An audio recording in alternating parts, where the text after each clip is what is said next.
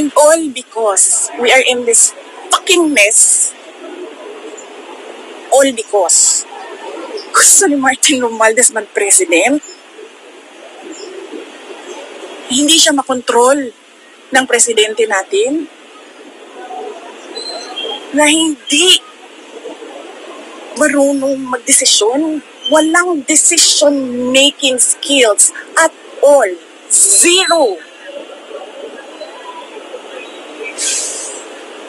We are wasting time as a country on what we need to do. Putang inang kawawa na tayo.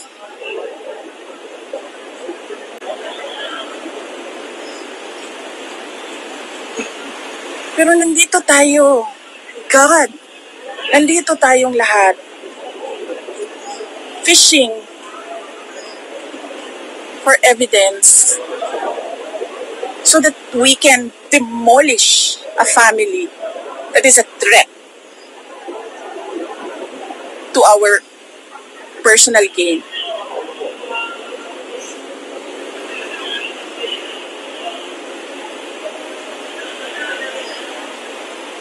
We are wasting time.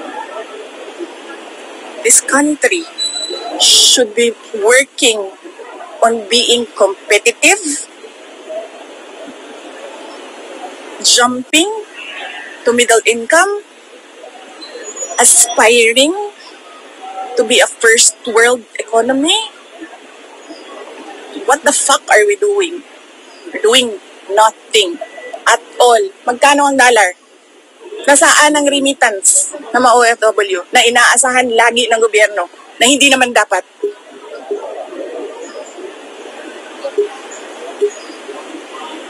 We're wasting time as a nation, as a people. We made a mistake with that fucking Marcos.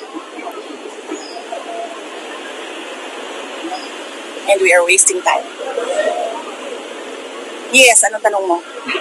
Naniniwala po ba kayong tatayuan ng COA ang kanilang mandato o eventually, sorry for the term, ilalaglag din nila kayo eventually? Ma'am, I told you, diba? Ay, review nyo yung review nyo yung hearing.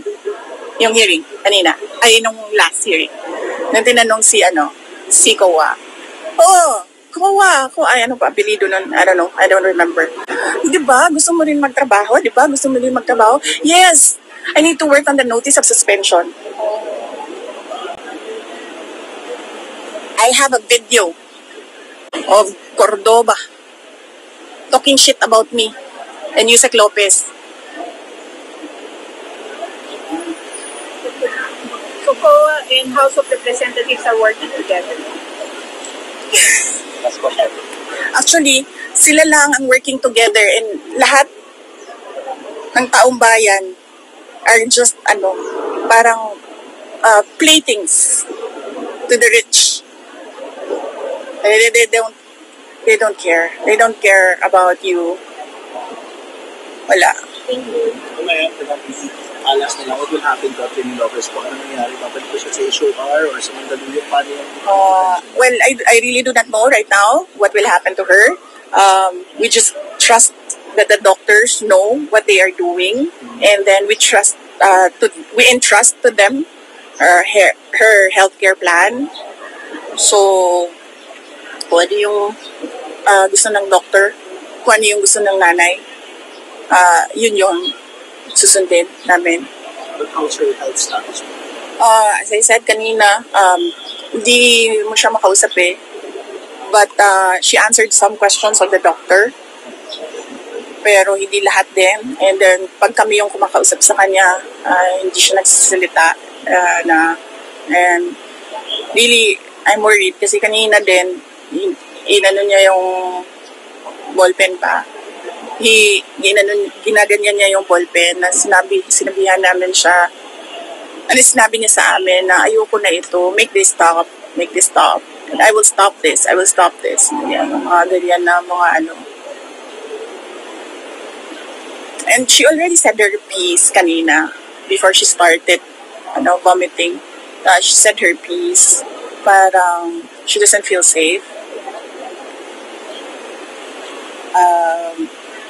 And she's astounded by the lack of rules. She is astounded by the assault to democracy.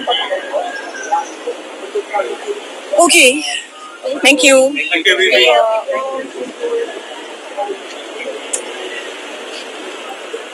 Yan po mga kababayan, ang parempo kay VP Sara Duterte. Nandyan po ngayon siya sa St. Luke's Medical Center sa Quezon City kung saan nga po dinala itong kanyang Chief of Staff na si Attorney Zulaika Lopez. Kung maalala po ninyo, kaninang past 3 a.m. Mga kababayan, ay mula sa Kamara, isinugod po sa VMMC. And after an hour o mahigit ilang oras ay yan po, dinala na po siya sa St. Luke's Medical Center. Tulad ng sinasabi po ni VP Sara Duterte, nagkaroon pa nga ng press conference or live stream kanina ang VP Sara kasama si Attorney Zulaika Lopez doon mismo sa Kamara at nakaranas ng masamang pakiramdam itong si Attorney Zulaika. Nakaranas siya ng parang back pain at nagsusuka daw ito hanggang sa nahimatay. Kaya nga po, naghintay pa sila ng halos 3 oras doon po sa Kamara ng sasakyan, yung ambulansya, dahil nga po ay nasa labas ng Kamara nga po yung ambulansya naghihintay na papasukin doon mismo sa loob. Kaya nga po ito ay isinugod kaagad doon sa VMMC. Hindi pa natin natiyak, wala pang inilalabas na pahayag ang mga doktor hinggil nga po dito sa sitwasyon ngayon ni Attorney Zulaika Lopez na nandyan mismo sa St. Luke's Medical Center sa Quezon City. Hinihintay din natin at mismong si VP Sara ay mananatili, sasamahan si Attorney Zulaika Lopez dyan po sa St. Luke's Medical Center dahil nga kung nakikita po ninyo kanina, talagang hindi kailangan po na pakalmahin mo talaga si Attorney Zulaika Lopez dahil nga po dito sa tensyon, dito sa napaka-stress na ng mga pangyayari sa kanyang sitwasyon na ngayon.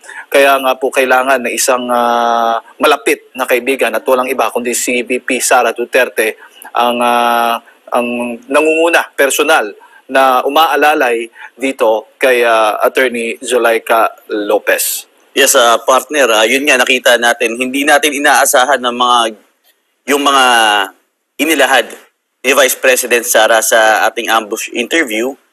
Hindi rin natin lubos akalain na ganito katindi ang aabutin ng sitwasyon na iyon. Bagay nga na ibinahagi rin ng ating kapartner Admar na binabalak pala talaga. Ayon sa impormasyon na balak pala kung bakit mayroong ambulansya, ang pulis doon is not for them to go to the hospital but for them to go to the Women's Correctional Facility. Yung pala kaya nakikita po natin, kung babalikan natin yung video, diba from that ambulance, inilabas siya at inilipat siya sa isa pang ambulance ng St. Luke's. Kaya buti na lang naagapan agad kung meron man, kasi kung ating titignan, hindi po tama na ang isang tao, hindi naman convicted ito, Jay. Hindi pa akusado, diba? Tapos ang kanilang trato ay ganun na lamang.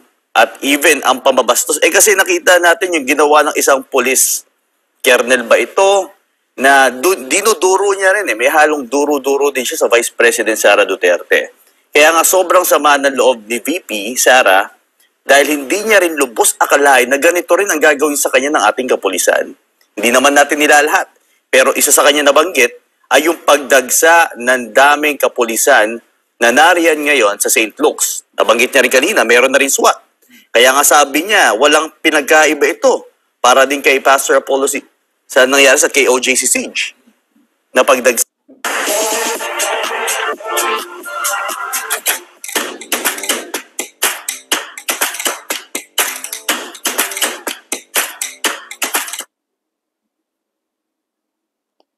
Sana ipakita rin yung side ng camera natin, ipaikot, nang sa gayon ay makita rin natin ang ating kapulisan kung gaano karami sila. Marami na rin nagtatanong sa atin dito, gaano karami ba ang pulis ngayon dyan? At yung isa sa ating impormasyon na natanggap po, mga kababayan, ay paparami na paparami. Sana naman hindi mangyari ito gaya ng nangyari sa Davao City. Pero at least ito'y malinaw na pagpapakita lamang na nabanggit na rin ni Vice President Sara ang lantarang pang-aabuso sa ginagawa sa ating demokrasya, sa ating konstitusyon, na wala na pong sinusunod na batas. Kaya po nabanggit ni Vice President Sara, we are hopeless. Hindi basta-basta iyon. Ibig sabihin, wala tayong pag-asa kung di tayo magbabago. Kung di natin babaguhin ang mga nariyan sa ating gobyerno. Siyempre, sino po ba ang may kakayahan para mabago ito? Nasa taong bayan po yan. Nasa sa atin po yan. Tayo nagluklok, tayo rin ang may kakayahan na mabago ang ating bansa. Pero muli, nakikisa sa atin, marami sa ating mga kababayan ngayon ay nakikisa sa ating programa. Kaya basahin natin ang iilan sa kanilang mga comments, partner. Marami dito nagsasabi na hindi na po tama ang ginagawa ng kasulukuyang administrasyon.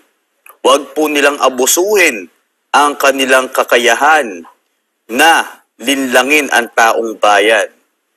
At yan, marami pa dito, partner. Mula naman kay Jam Balay.